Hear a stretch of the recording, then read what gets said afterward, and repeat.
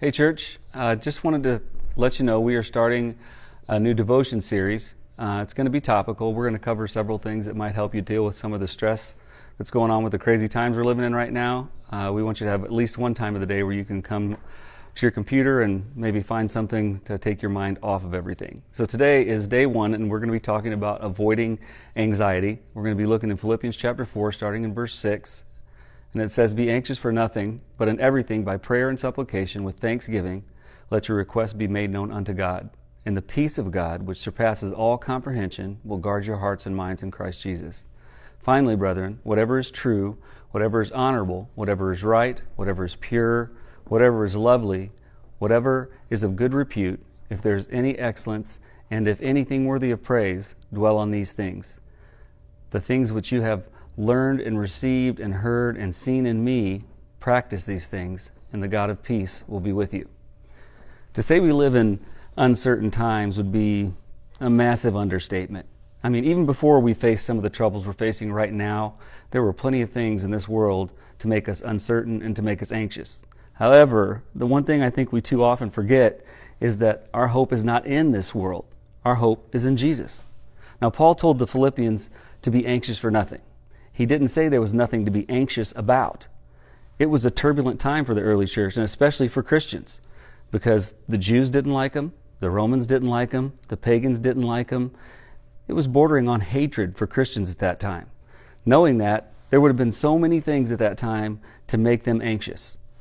But in Philippians 4, 6 through 9, Paul was simply asking them to change their perspective. See, he wanted them to remember that they had the ability to take all their fears and anxieties and problems directly to God through prayer. He also reminded them to be thankful in their circumstances, which couldn't have been easy. But he reminded them that God had never let them down. He had always been faithful to them. He had always been faithful to their ancestors, and that he would be faithful to them also. In essence, Paul wanted them to access the memory of God's past faithfulness to help them have confidence in his future faithfulness. By doing this, they would be able to experience the peace of God, which surpasses all comprehension. He then followed up by reminding them that fear and uncertainty are the product of poor perspective. Here's what he told them. He told them that they should think on different things, dwell on different things, not dwell on the problems they had, but focus on the things that were going right, focus on the positive things rather than the negative things.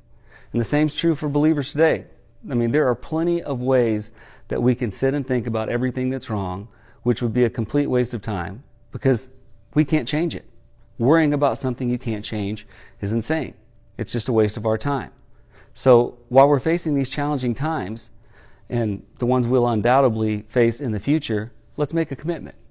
Let's make a commitment to refuse to allow fear and uncertainty to have control of our lives. Instead, let's commit to taking everything to God in prayer, knowing that there's no problem that's too big for him, that there's no situation that he's not in complete control of. And if we do, then that promised peace that passes all understanding will fill our hearts. And then let's commit to sharing that with others. I mean, who knows, maybe the next contagion that spreads throughout the world will be faith in Christ.